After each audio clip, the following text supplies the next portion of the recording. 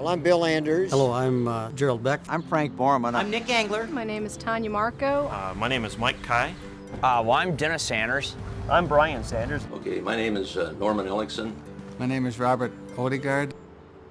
I didn't have my first airplane ride till I was 21 years old.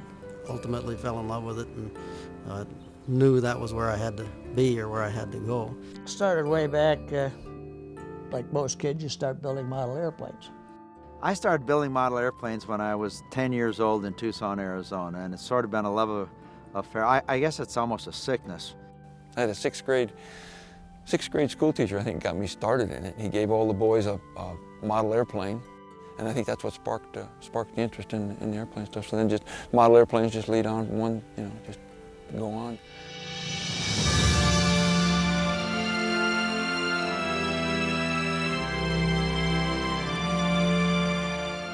Antiquated, surplus, junk. These are the aircraft of the past. Some have not flown in over 75 years. Some even longer.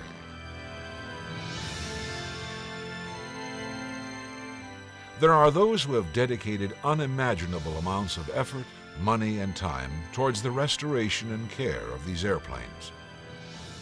Who are these people who recover, rebuild, and fly these warbirds and antique planes? We invite you to come and find out.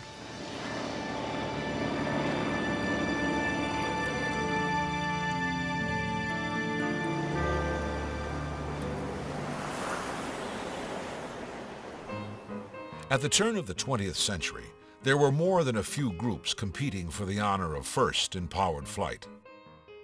This international technology race had a wide field, including businessmen, government militaries, and established inventors.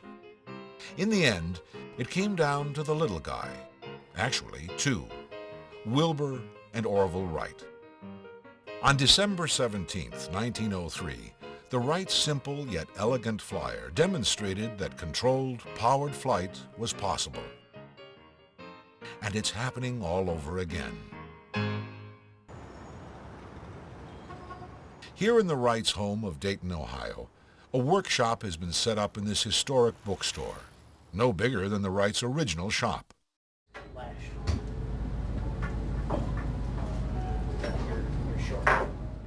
That's where we find Nick Angler. Nick is on a mission like no other. I'm Nick Angler. I'm director of the Wright Brothers Aeroplane Company. It's a organization of educators, historians, pilots, and aviation enthusiasts. We're conducting an experiment in new archaeology. We're repeating the same experiments that the Wright brothers ran between 1899 and 1905 in their quest to create a practical aircraft.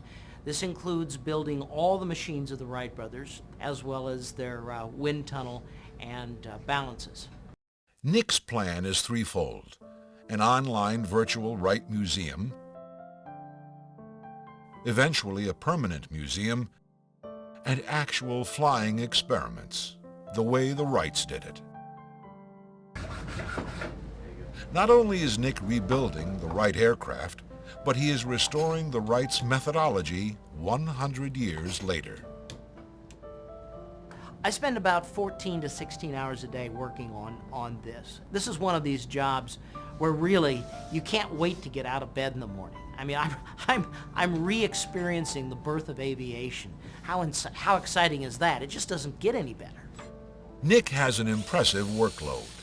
Over the span of 5 years, he plans on researching, building, and flying 5 different Wright aircraft, including the celebrated 1903 Flyer.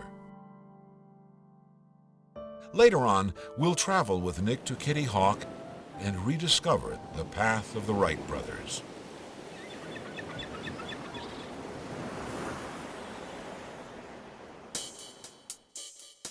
Here at NASA's Glenn Research Center, Mike Kai works in one of the most modern, state-of-the-art testing facilities in the country. We are in the Mach Point 3 burner rig facility.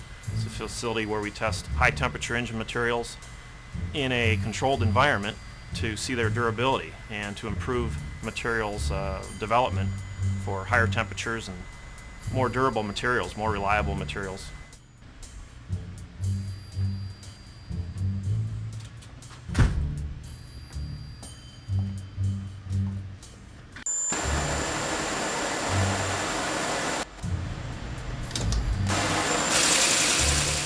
Multi-laminates, superalloys, ceramic composites. These are the things that make up Mike's work week, working with exotic materials and taking them to their extremes.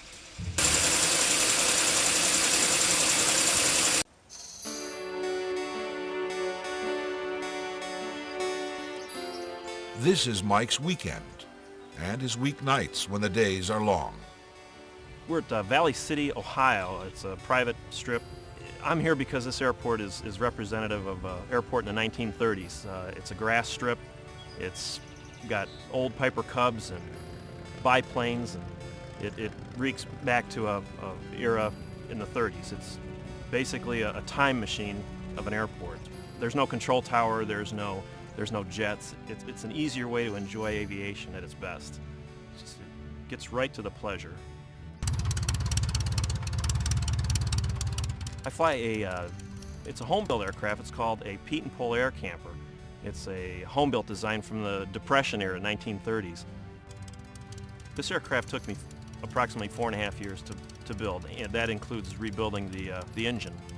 The engine is a 1946 engine. It's been overhauled to a zero-time specification.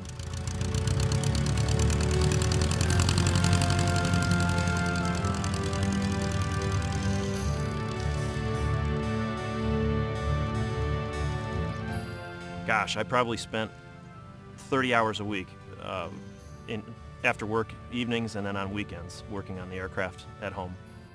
I was single at the time I was building the aircraft. I'm married now. Much more efficient when I had more free time.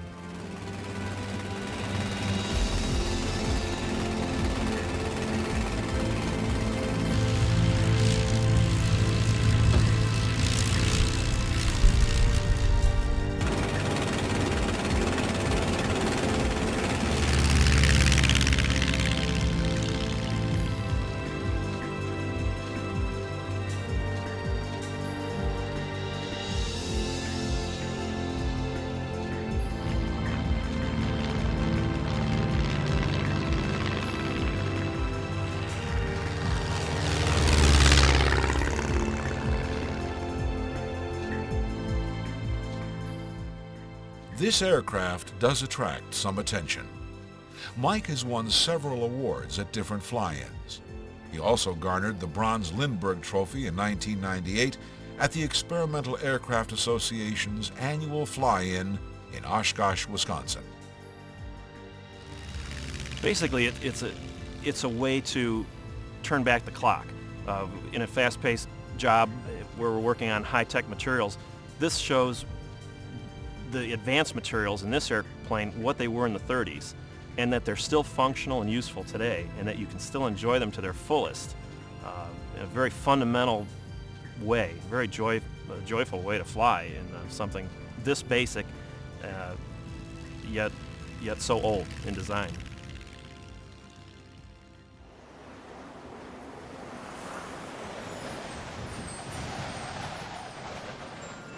It takes a hardy soul to tough out the winters of North Dakota. Jerry Beck is one of those souls. Well, I'm here because I'm a native of here, born and raised in North Dakota. You know, although today when we drive up here it's blizzarding and there's snow and it's kind of ugly weather, but it's a great place to live. It's a great place to work. The people are fantastic. We're very self-reliant in our shop. We do just about everything in-house. After leaving the farm, Jerry went to college and became a teacher. The aviation bug soon followed. I have a small company in Wahpeton that actually there's about 10 of us that work there, and we do mostly restorations on kind of World War II airplanes by and large. Jerry entered the business doing crop dusting. During the cold winter months in North Dakota, he maintained his and other pilots' aircraft. Ultimately, his attention crept towards warbirds. I mean, aviation in itself is very romantic, but then if you take different sections of aviation and you look at it, probably, in my mind, the most romantic section of aviation would be that during World War II. Aircraft restoration is not a simple business of cleaning and repair. Many times the individual may start a project with next to nothing. The airplane you see behind me is a P-51 Mustang that started out about 12 years ago on a Saturday afternoon when a gentleman drove into the airport and asked if we worked on Mustangs. And I said, well, certainly we do. And he said, well, I'd like you to build me a Mustang. My next question to him was, well, what do you have? And he says, well, just a minute. And he disappeared and went off to his van and came back a couple minutes later carrying a hydraulic tank and said, here, this is what I have to start with. So part of this came off the bottom of a lake in Uruguay. And anyway, 12 years later, we're in the stages of final assembly. Hopefully the airplane should fly in a couple months. Although a Mustang rebuild would be daunting enough, Jerry and his staff are close to churning out a rarity among rarities, an authentic, flight-worthy Japanese Zero. The Zero that we're working on is a project that came out of the Solomon Islands about 35 years ago, and it was being done in Canada. Some gentlemen in Canada put about, I suppose, 12 or 14 years of their life into it, and we acquired it. We're into it about 2 years now. It's standing up on its landing gear. The hydraulics are done. The electrical is done. There's about 4 things that really need to be done, and they all have to kind of happen at the same time.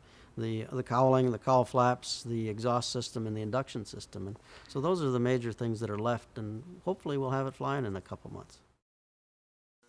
Being something of a Mustang specialist, Jerry's crew will soon turn their attention to a new project. Another interesting project that we're working on is an A-model Mustang. And we had the opportunity to do a C-model Mustang, and that one's done and flying and been out there. But when we had that airplane apart, we took the opportunity to duplicate a lot of the parts in it. When all is said and done, Jerry will produce 8 A-model Mustangs. Jerry Beck and his staff at Tri-State Aviation pride themselves on their work and their self-reliance. A family business that hunkers down during the winters and produces great restored aircraft. He is, however, not alone.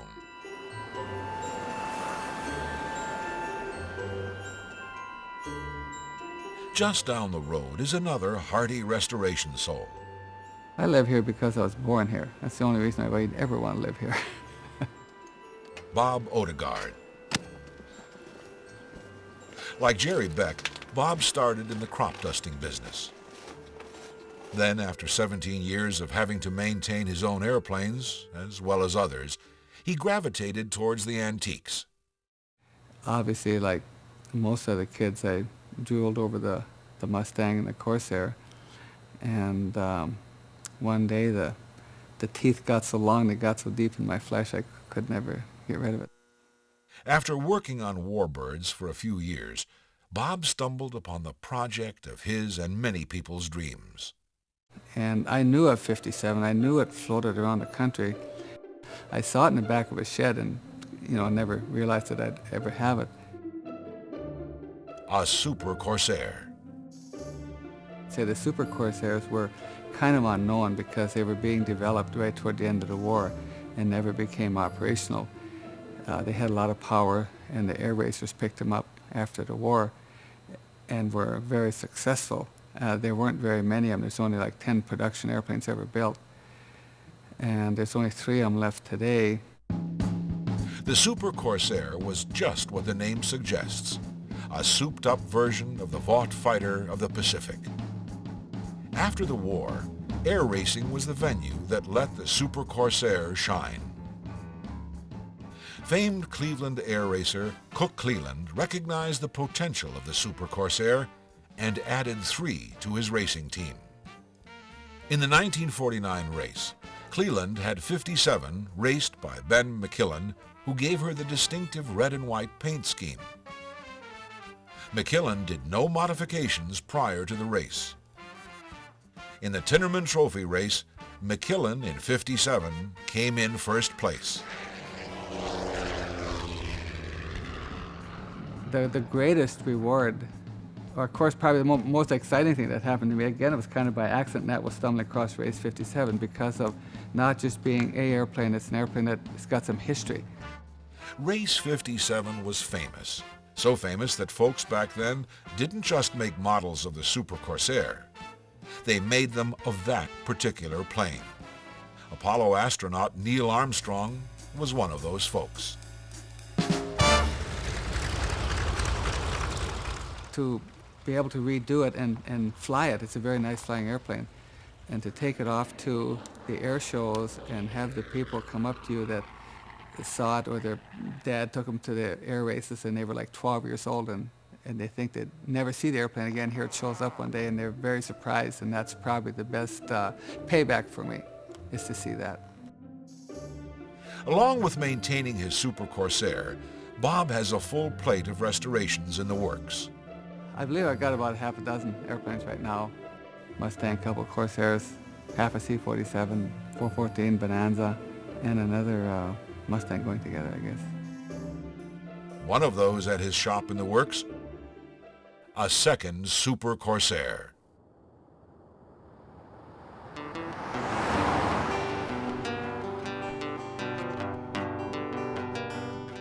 On the edge of western Nevada, there's a man who lives at the base of a mountain. His name is Roy Rem. Probably machinist was the main thing that I was for quite a few years, and then when I moved, and a little bit as a mechanic, but mostly as a machinist. And then when I moved away from home, I got into more machine work, and then I did some carpentry work and worked as a plumber for a while, an electrician, and I was a draftsman for a while. It's a lot of little different things. Roy has gone through a few careers in life. He finally has found his calling, aircraft restoration.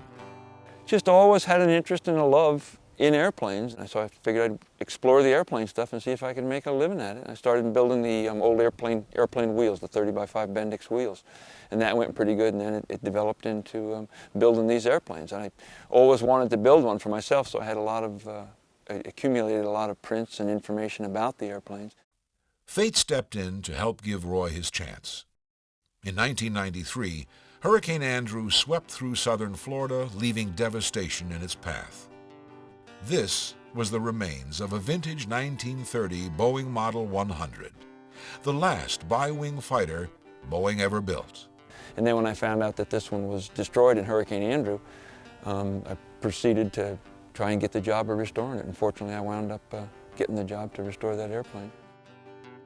The project has grown, however.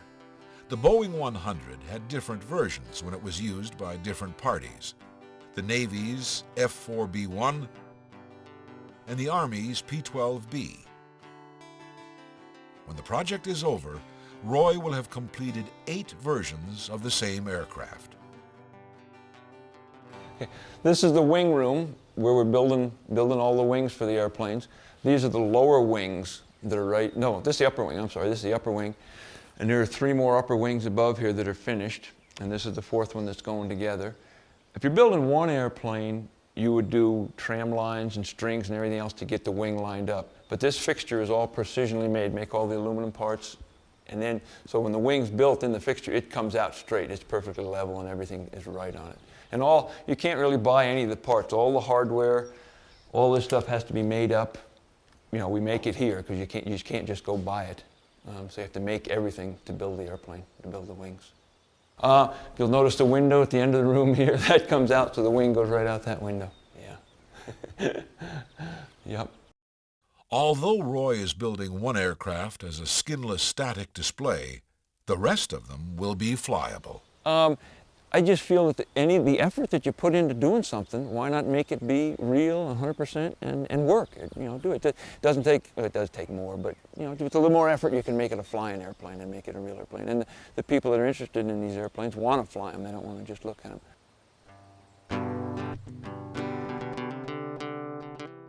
In its 9th year, the project still has 2 or 3 years to go. Be some more aircraft. Boeing monomail is a real interest to me. I would like to build 1 or 2 of those, but not really sure. Let's get through this one first, and then I'll get on to some other ones. But there'll be more after this, for sure.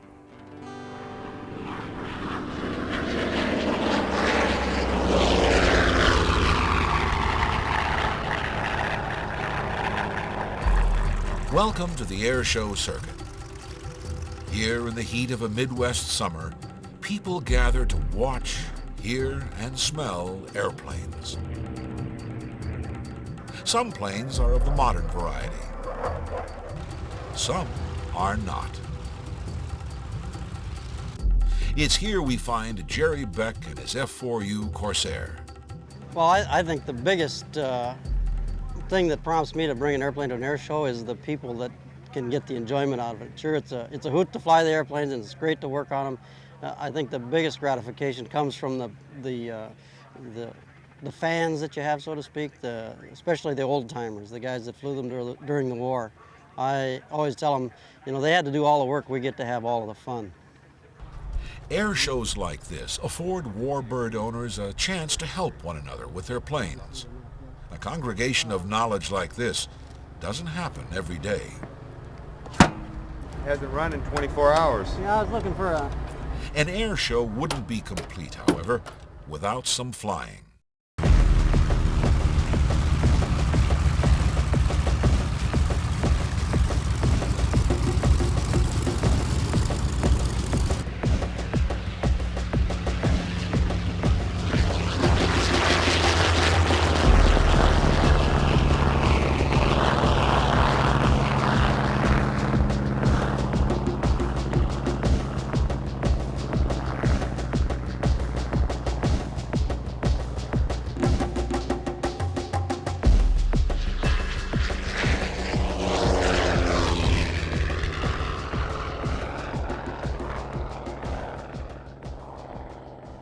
Even though Jerry is experienced with Corsairs, this show offers him a rare opportunity. I've been flying this thing for 5 years now, and I think this was the first time I ever had the opportunity to fly with another Corsair. It's always usually flying it in a mismatched formation with something else, whether it be Mustangs or whatever it happens to be. So actually, to get up there and to get with 3 or 4 other Corsairs and be in formation with them, it's not only easier because all of the airplanes are going to respond the same, but I mean, it's just, how do you explain it? I don't know how to explain it.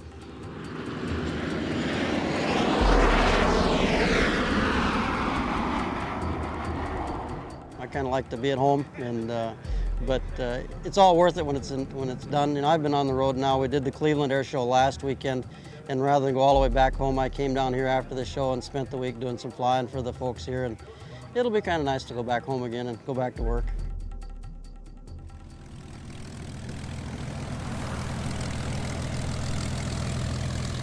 What could a 1940s P-51D Mustang and an F-15 Strike Eagle have in common? Well, not much, except each is a representative from their respective times as a state-of-the-art air superiority fighter. Nothing showcases this better than the heritage flights.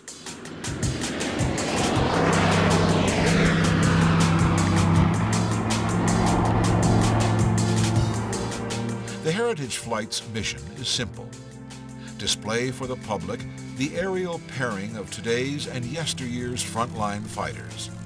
It's not as easy as it sounds. 3 pilots of the few who have been approved for Heritage formation are Brigadier General Regis Ursler and Apollo 8 astronauts Major General Bill Anders and Colonel Frank Borman. All 3 fly restored P-51D Mustangs. All 3 never flew the Mustang while they served in the Air Force. They chose this antique fighter after retirement. The P-51 has all the World War II panache. It's got a great history. It's a good flying airplane. And you know what? It just looks sexy. On the other side, some of America's best military pilots are bestowed the honor of flying Heritage. Just for a fighter pilot standpoint, it's a lot of fun flying in formation with all these different Warbirds. You know, we got P-51s and P-38s and F-86s, all these great Warbirds from the past. And it's kind of cool just hanging on their wing and seeing that fighter out there, just knowing all the history that they have. On another level, some of these pilots that they have in the Heritage Program, like Colonel Borman and General Anders, it's just a real honor to just look out there and go, wow, I'm flying on Colonel Frank Borman's wing. You know, he went to the moon, and here I am flying with him. So it's a lot of fun doing that too. Restoring a P-51 to flying condition and keeping it that way is a daunting task in itself. This airplane was originally in Australia. It was on a gate guard mounted on a pole in Australia. Some people imported it, and I found it in hundreds of pieces in a hangar on a hangar floor in Fort Lauderdale, Florida. We bought it, shipped it out here, did some of the work here, and majority of the work in Chino, California, and it's turned out to be a beautiful airplane. General Oechsler's Mustang, titled the Gunfighter, saw action over Europe in 1945. After several post-war years with Air National Guard units, this Mustang was sold on the civilian market in 1956. The Gunfighter now calls Bellevue, Nebraska home, where a crew of volunteers maintains her year-round. Even with this dedicated group of restorers, working for free, the cost of maintenance and fuel approaches $1,600 per flying hour. Most people at air shows don't understand the enormous expense and preparation that required to restore these things. You have to have a great respect for the people that made them, that designed them and built them, and I think they've turned out works of art.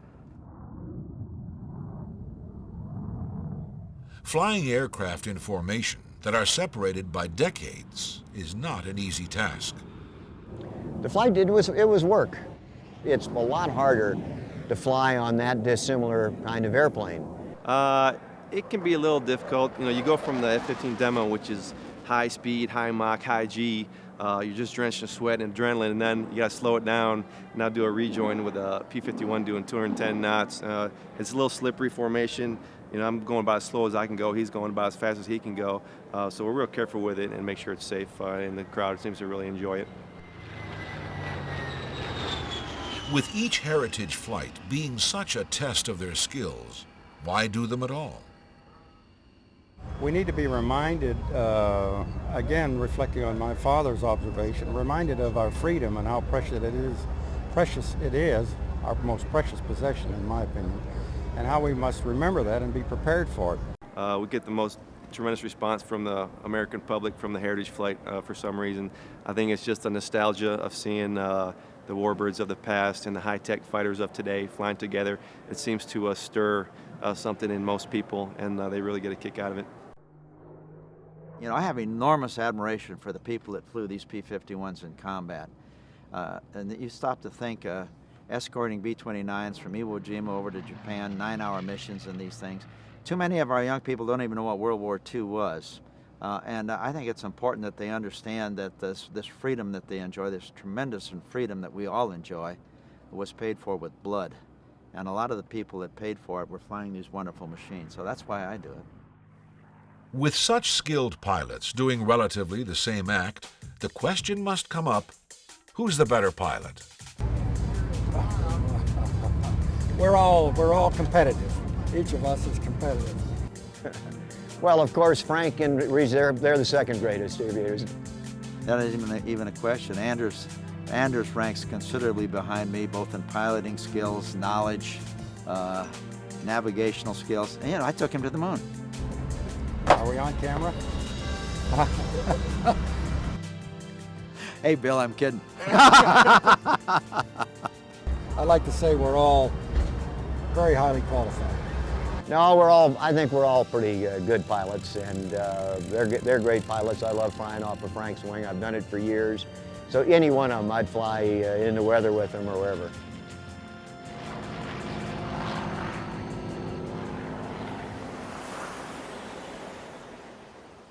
Here's a question.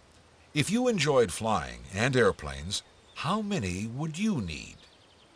I mean, presently out of the 21 airplanes we have, 15 of them are flyable. Welcome to Pheasant Run Airport. The sole owners are Gretchen and Chuck Reed. Throughout the years, the Reeds have built up an impressive collection of aircraft.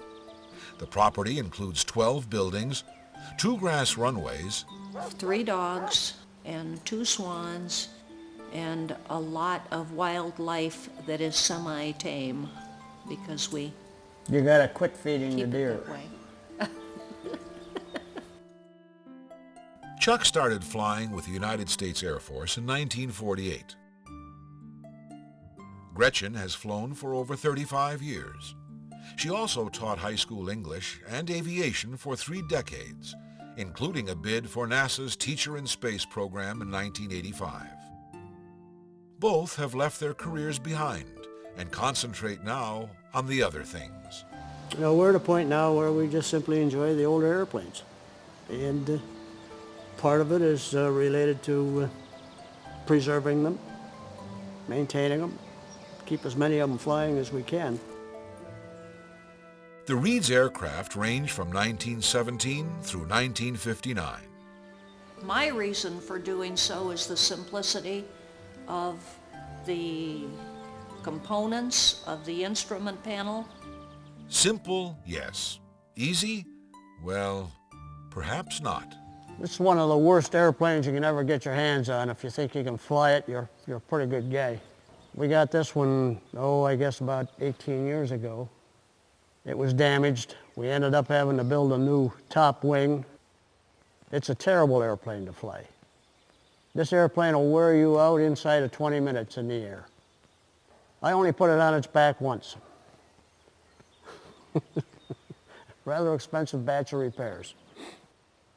First time I flew this, I said to myself, what in the world am I doing up in the air in something like this? And then it got to be a challenge. If you have a day where you think you need a little bit of extra adrenaline, you roll this one out. Well, we've got 2 that we've been trying to concentrate on. We've got a beach, a twin beach, and we're also working on a 1930 Corbin Baby Ace. Usually, mostly during the winter. It's maintenance during the summer, work on any projects during the winter, when we can put the tractors and the lawnmowers away and we don't get that many visitors over the winter, so we do have a little more time to work on things. Which brings us back to our question. Why so many? You answer that. That's his doing. Well, you have to have toys. Should I give you the answer that I gave that lost gal one day? She asked me how come I had so many airplanes, and I said my wife wouldn't let me have a mistress. He says airplanes are cheaper and less trouble. A lot more fun to have one to go play with when you want to, and then work on them when you have to. Prop clear.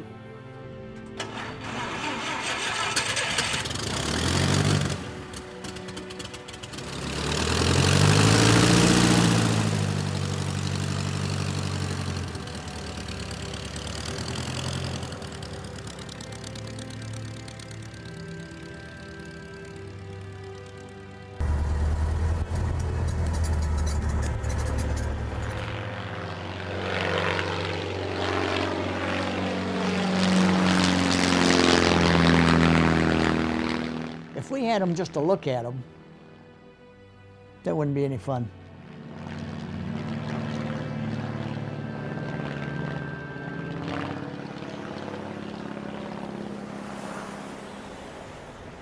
Ever been to an air show?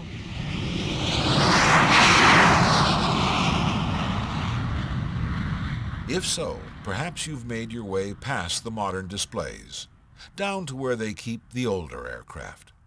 You may see some aircraft that were originally made some 60 years ago. How are they still flying? This is the B-17G Flying Fortress Yankee Lady. Originally built in 1945, Yankee Lady is one of around 10 B-17s still flying today. Found in the Arizona desert, Yankee Lady was in fairly good condition, but not original. After the war, she had been converted into a firefighting bomber. Thus began a near decade-long restoration effort to bring Yankee Lady back to her original glory. We finished it in 1995, just in time to make Oshkosh. So like I say, we worked on it 9 years, and right now we're probably 98% authentic. We tried to get into the detail stuff after we got it flying, and we're still doing a lot of little things, but we've been flying it now for 7 years in air shows. Norm Ellickson is the crew chief for this vintage heavy bomber, operated by the Yankee Air Force Museum in Belleville, Michigan. There are over 700 aircraft museums across the country. Many are like Yankee, flying their aircraft to air shows for the public to see, touch, and hear them.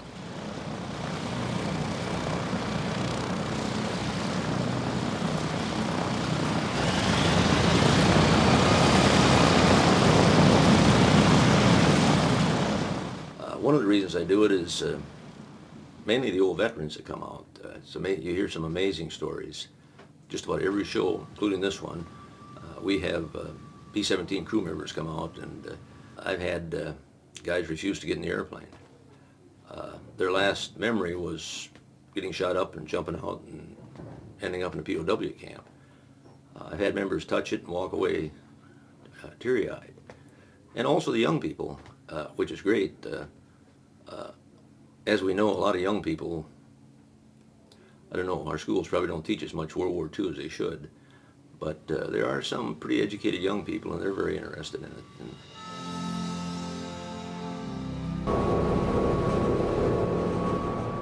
After serving over 35 years as an airline mechanic, Norm now has a need to be a part of history. It's equally as important to preserve the past as it is as the future. And like somebody once said, the history forgotten is history repeated. So that's really the reason we do it.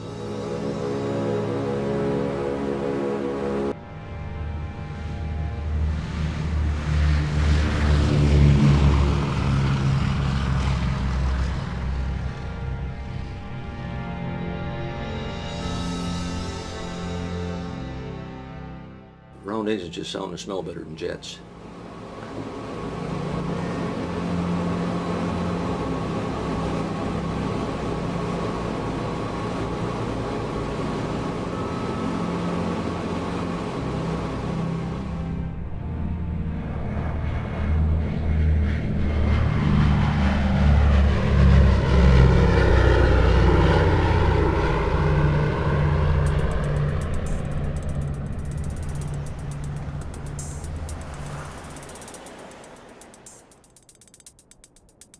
Reno, Nevada, sometimes described as the biggest little city in the world, home to exciting nightlife venues, majestic nature, and the fastest motorsport on the planet.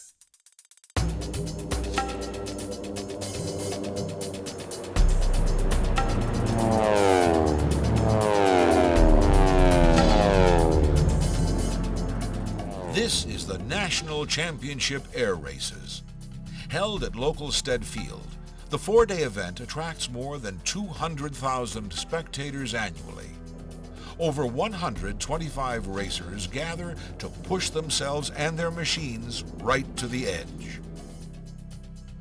The race course is marked by pylons at different lengths depending on the racing class. Each class of race holds drama, excitement, and danger. No other class brings the crowd to their feet like the Unlimited class. For the Unlimiteds, racers can use any piston-driven aircraft. Even now, in the new millennium, the fastest are still the old Warbirds. Corsairs, Mustangs, Yaks, Sea Furies, Bearcats. These vintage aircraft are heavily modified or raced stock in speeds approaching 500 miles per hour. They were originally designed to escort bombers at 20,000 feet. Now they're flying an 8.5-mile course at an altitude of 50 feet. There's inherent dangers in everything we do, from driving down the freeway to taking a shower in the morning. Yeah. The one thing that Yeah, I got electrocuted in the shower one time. Figure that one out.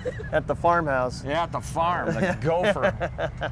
Long story, shorted but the electrical wiring out to the plumbing. I mean, life is inherently dangerous. The Sanders brothers have been air racing veterans for many years now.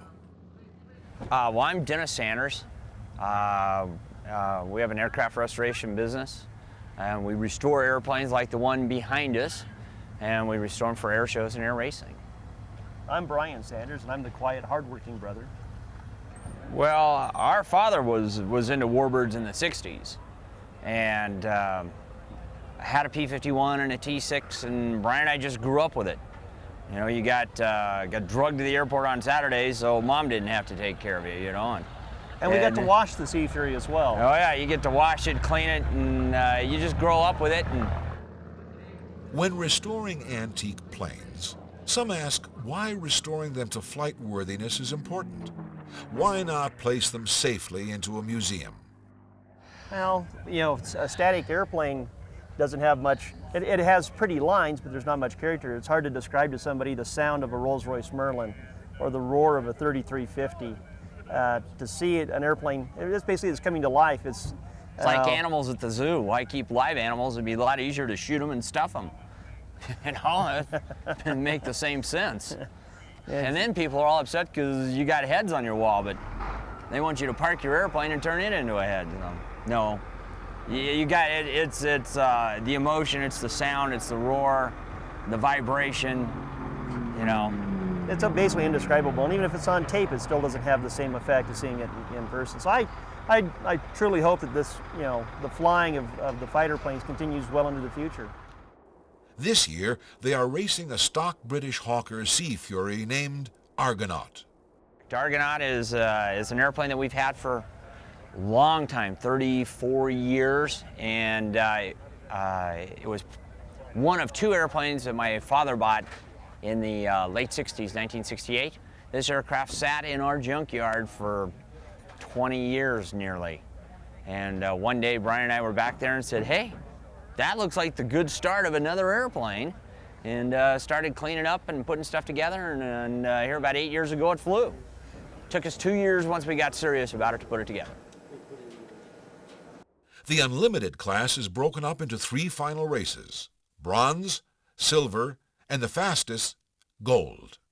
Argonaut has found herself in the silver race this year. This year, Dennis is the primary pilot. I'm alternate, so I flew it on Thursday. He flew it Friday. I flew it yesterday, Saturday. And Dennis gets the trophy and all the glory today on Sunday. That's right, all the trophy. And Mom gets the money. That's right. If Argonaut posts the fastest time without cutting any pylons too close, the Sanders can advance to the gold race, where a bigger purse awaits. The race has a moving start, with race veteran Steve Hinton flying a T-33 jet as a pace plane. When he pulls up and out of the pack, the race is on.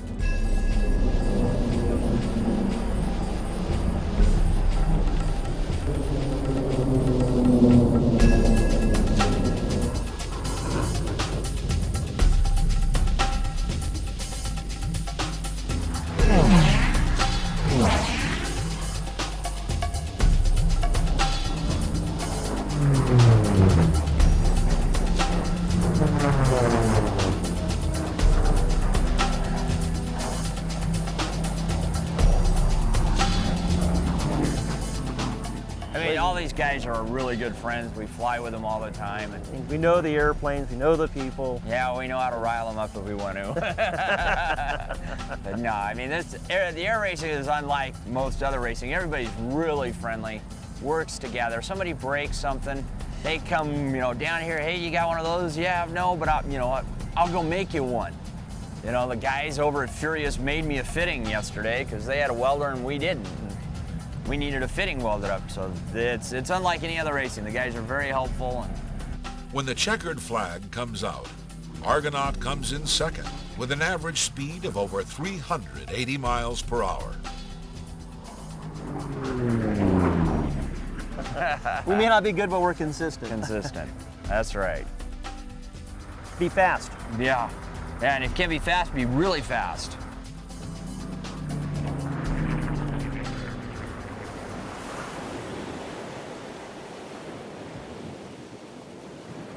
It is autumn at North Carolina's Outer Banks. Most visitors have gone for the season. Most, but not all. Nick Engler and his crew have set up shop here to repeat an event 100 years later to the day. We're in Kitty Hawk, North Carolina, actually just a few miles south of Kitty Hawk, North Carolina, at Jockey's Ridge State Park. This is the only remaining sand dune on the island. Everything else is overgrown with vacation cottages and Kmarts. Nick and his fellow aviators are here to fly his authentic 1902 Wright glider. It was, in fact, the 1902 glider, not the celebrated 1903 flyer, that many considered the breakthrough in aviation. It was the 02 glider that demonstrated for the first time a good control of the pitch, yaw, and roll of an aircraft. For this experiment, Nick has enlisted the help of America's military elite. Pilots from the Navy, Air Force, and Army have come to lend their expertise and experience. Captain Tanya Markow is an Apache helicopter pilot with the U.S. Army. Like her fellow Wright pilots, her day job is to fly state-of-the-art aircraft. I'm here to be a Wright glider pilot, but also to be a bit of an ambassador for the program. A lot of it is reminding people about the origins of flight. The further you get away from 1903, people do start to forget that these people made it all happen. They get on that 727 and they take it for granted. We're reminding people this is where it all started. And the really nifty part is we're doing it a lot like the Wright brothers did it. I'm not just interested in the Wright brothers recently. I actually told my husband several times now that we're back in North Carolina, I wanted to come watch the Centennial of Flight activities, but I never dreamed in a million years that I would be invited to portray one of the Wright brothers and to do this type of testing and to actually fly any of the aircraft. To me, this is the highest honor an aviator can receive. Since the 02 is a glider, having just the right wind is a requirement. With hardly a breath of wind to speak of, there would be no flying today. After waiting 8 hours, the historians, restorers, aviators, and media would have to try again tomorrow.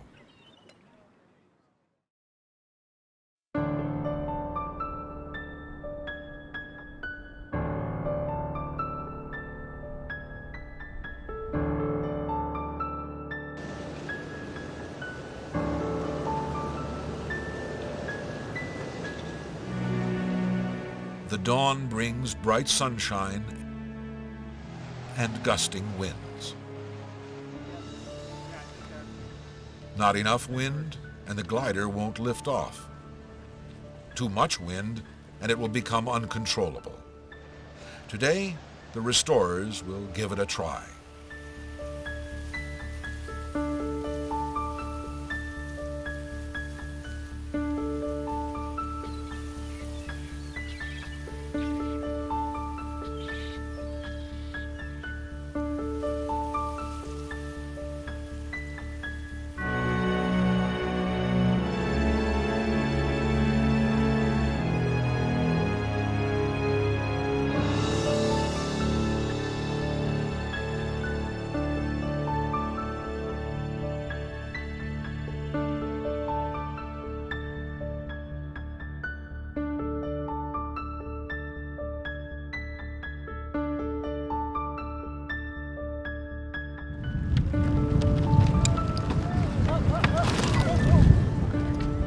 After a few tries, it becomes clear that more refinements must be made. We're actually one shot. The Wright brothers used similar trial and error methods a century ago. It is definitely hard. It's not an easy thing to do. We learned a lot today, and we would experiment, and we were being honest-to-God test pilots, and that is totally different than anything I've ever done. Methods are debated. The machine is adjusted. More flights are attempted. Then, success.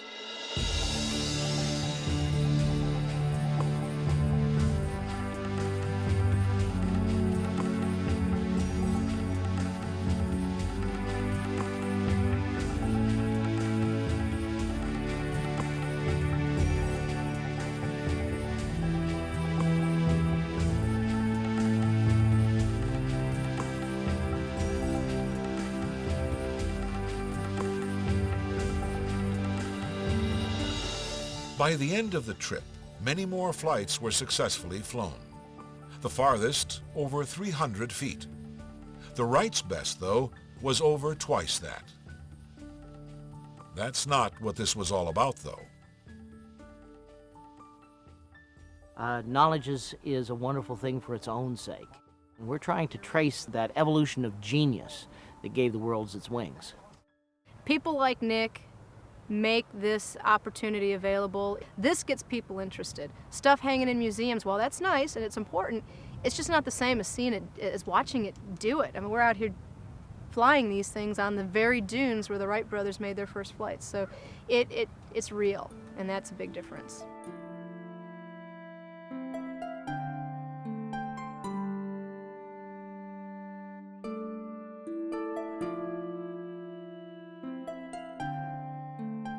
After 100 years of flight, we are still compelled to look over our shoulder, back to the pioneers. Today's aircraft are larger, safer, and faster than anything that was imagined in the past. There are those today, however, who have interests in something else. Whether they are attracted to the engineering,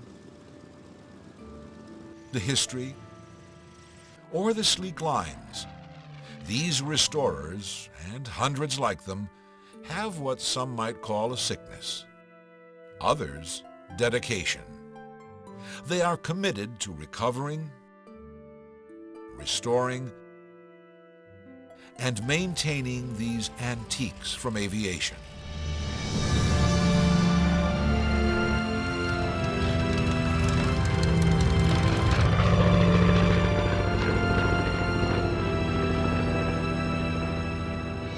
They are committed to giving history a future.